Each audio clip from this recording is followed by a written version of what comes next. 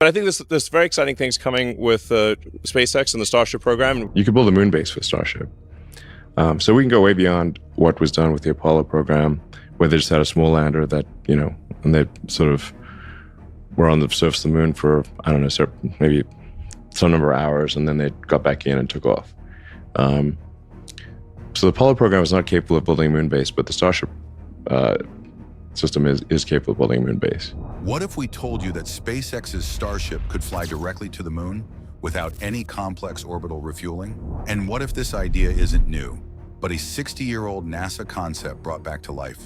I've seen some of the pictures that have been released when it's landing on the moon, and the people look like ants. It's a big rocket. This rocket is capable of, at least 100 tons and probably closer to 200 tons of useful payload to the surface of the moon. It's really intended to be something that can enable a permanently occupied base on the moon. In today's video, we explore how Starship could take a page from the 1959 Nova rocket concept to deliver massive payloads directly to the lunar surface.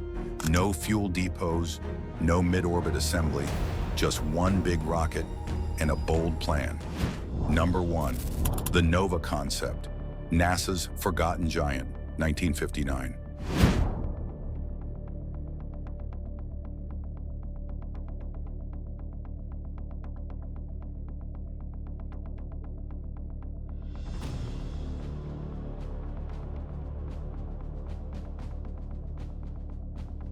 In the late 1950s, as the United States raced to land a man on the moon, NASA engineers devised several ambitious launch concepts.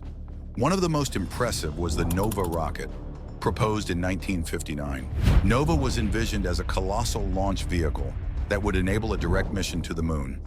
No need for assembling modules in Earth orbit or performing complex refueling maneuvers. The rocket design called for 8 F-1 engines, the same engines later used on the Saturn V, in its first stage, and was projected to deliver a payload of approximately 74,000 kilograms, 163,000 pounds, directly to the moon's surface. This unprecedented capability made Nova the most powerful rocket design of its time, paving the way for what could have been a revolutionary single-launch lunar mission. Number 2, why the Nova project was canceled.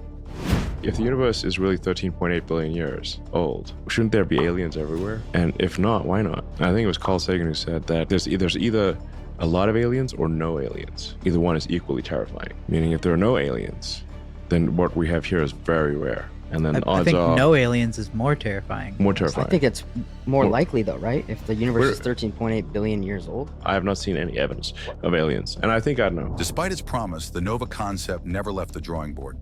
The reason for its cancellation wasn't technical feasibility or budgetary constraints, it was logistics. The Vehicle Assembly Building, VAB, at NASA's Kennedy Space Center had a roof height of just 12 meters, about 39 feet, far too short to accommodate the massive height of the proposed Nova rocket. Constructing a new facility capable of assembling and transporting such a rocket would have taken years. And with President John F. Kennedy's 1961 declaration to land a man on the moon before 1970, time was a luxury NASA didn't have.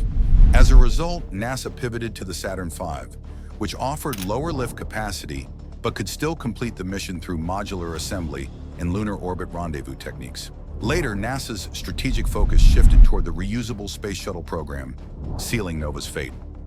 Number 3, Starship's massive thrust potential. The trip to Mars is like, what, 6 months? Is that what the idea is? When you want to go to Mars, you basically accelerate in the same path of Earth going around the sun, and you time it such that your acceleration gives you an elliptical orbit around the sun where the tip of the ellipse intersects with Mars. So Mars is going around, you go and you just time it to coincide with the tip of your ellipse being Mars, and that turns out to be about a 6-month journey. There's only about a 6-month period every 2 years when Earth and Mars are aligned such that you can do the transfer. You can certainly imagine that if Mars is on the other side of the sun, you can't get there. This is like about a quarter of every Mars year is when you can do the transfer. So 6 months every 2 years. Now you can speed that up. I think, I could sort of see a way to make it happen in, say, 3 months, where the intersection with Mars would not be at the tip of the ellipse, but on the edge of the ellipse. That would mean the tip of the ellipse is out near Jupiter. So if you miss Mars, you're going to end up at Jupiter's orbit. So we can go way beyond what was done with the Apollo program, where they just had a small lander that, and they sort of were on the surface of the moon for, I don't know, maybe some number of hours, and then they got back in and took off. Fast forward to today, and SpaceX's Starship program offers a real-world alternative to the Nova concept. The Super Heavy booster, which serves as the first stage of the Starship system, is powered by 33 Raptor engines and generates over 7,590 metric tons, 16.7 million pounds, of thrust at liftoff, surpassing the Saturn V and dwarfing Nova's projected output. Starship is designed as a fully reusable vehicle, with the upper stage capable of orbital refueling to extend its range for interplanetary missions. However, when configured in an expendable mode, meaning it does not save fuel for landing or reuse, Starship can redirect all its propellant toward maximizing payload delivery, making it capable of direct-to-moon missions without stopping in Earth orbit. Number 4, the third stage strategy. One of the most significant technical obstacles in launching a direct lunar mission from Earth is achieving the necessary delta V, or change in velocity, to break free from low Earth orbit, LEO, and perform a translunar injection, TLI. This maneuver requires a substantial amount of energy, far more than what's needed simply to reach orbit. While Starship is capable of lifting heavy payloads into LEO, reaching the moon in a single launch without refueling requires additional propulsion. To solve this challenge, a practical and innovative solution involves integrating a compact, expendable third stage inside Starship's spacious cargo bay. This third stage would not fire during the initial ascent, but would be activated once Starship reaches orbit. By igniting after orbital insertion, this smaller upper stage rocket can provide the required delta V to push the payload onto a lunar transfer trajectory. This concept is particularly valuable because it avoids the need for multiple in-orbit refueling missions, which are both complex and logistically demanding. According to current NASA Artemis architecture involving Starship, up to 10 separate Starship launches may be required to transfer and store enough propellant in orbit for a lunar mission. A third stage system circumvents all of that. In this configuration, Starship, operating in a non-reusable mode for maximum efficiency, could directly carry and deploy between 50 to 100 metric tons of cargo to the moon. This includes habitats, rovers, life support systems, or scientific equipment, all delivered in a single uninterrupted launch sequence, significantly reducing mission duration and risk. Number 5, real-world efficiency. We're way closer than Mars. what I Is mean. like So it's Mars like- is like nutty far. It's more convenient. Why do you want to colonize Mars? NASA's current plans for using SpaceX's Starship in lunar missions, particularly under the Artemis program, rely heavily on orbital propellant transfer, a process that involves launching multiple tanker versions of Starship into low Earth orbit to fuel up the lunar-bound lander variant. Though technically viable, this approach is intricate, time-consuming, and introduces several potential points of failure. Each refueling operation demands precise orbital rendezvous maneuvers, cryogenic fluid transfers in microgravity, and successful launches in close succession. Any delay in one launch or failure in transfer could disrupt the entire mission timeline. Additionally, coordinating up to 10 individual launches for one lunar mission multiplies launch costs and increases scheduling complexity. By contrast, using an expendable Starship with an integrated third stage offers a much more efficient and straightforward alternative. A single launch would suffice to place a heavy payload into lunar transfer orbit, eliminating the dependency on multiple synchronized missions and in-orbit fuel transfers. This streamlined architecture enhances mission reliability by reducing operational variables in the number of hardware elements in play. It also improves mission speed. One rocket, one countdown, and one complete delivery.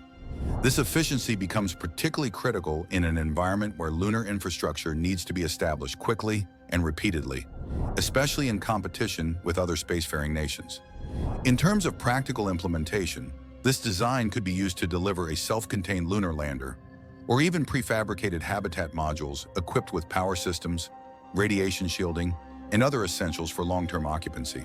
It's a strategy rooted in logistical clarity and mechanical simplicity, increasing the chances of mission success with fewer moving parts.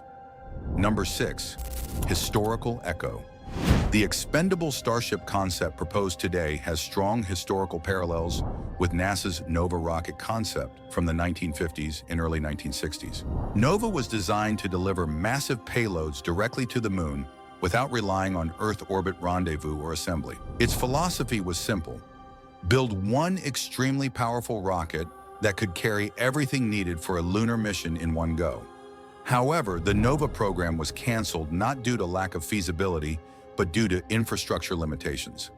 At the time, the Vehicle Assembly Building, VAB, being constructed for the Apollo program, had a ceiling height of just 12 meters, which was insufficient for the Nova rocket's enormous first stage. NASA couldn't afford the delay or expense of building an entirely new facility, given the urgent timeline imposed by President Kennedy's commitment to land on the moon before the end of the 1960s.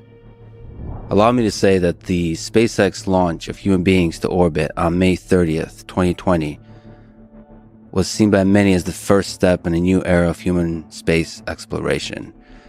These human spaceflight missions were a beacon of hope to me and to millions over the past 2 years, as our world has been going through one of the most difficult periods in recent human history. First, Elon, let me say thank you for giving the world hope and reason to be excited about the future.